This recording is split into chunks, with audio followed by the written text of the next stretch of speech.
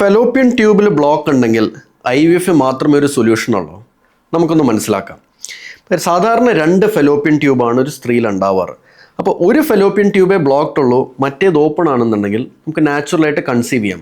Percentage കുറവായിരിക്കും, പക്ഷെ എന്നാലും നമുക്ക് കൺസീവ് ചെയ്യാം. പക്ഷെ 2 ട്യൂബിലും ബ്ലോക്ക് ഉണ്ടെങ്കിൽ നമ്മൾ മനസ്സിലാക്കേണ്ടത് അതൊരു പ്രോക്സിമൽ ബ്ലോക്ക് ആണോ അഥവാ ഡിസ്റ്റൽ ബ്ലോക്ക് ആണെന്ന്. അതായത് പ്രോക്സിമൽ ബ്ലോക്ക് എന്ന് പറയുമ്പോൾ യൂട്രസിനോട് ചേർന്ന് നിൽക്കുന്ന ട്യൂബിൻ്റെ ഭാഗത്തിലായിരിക്കും ബ്ലോക്ക് വരിക.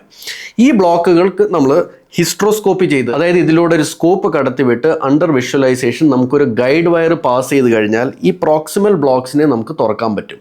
പക്ഷെ ബ്ലോക്ക് ഡിസ്റ്റൽ, അതായത് യൂട്രസിൽ നിന്ന് വിട്ടു നിൽക്കുന്ന സെഗ്മെൻറ്റിലാണ് ബ്ലോക്ക് എങ്കിൽ പലപ്പോഴും നമുക്കൊന്നും ചെയ്യാൻ പറ്റാറില്ല, ഡയറക്റ്റായിട്ട് IVFലേക്ക് പോകേണ്ടി വരും.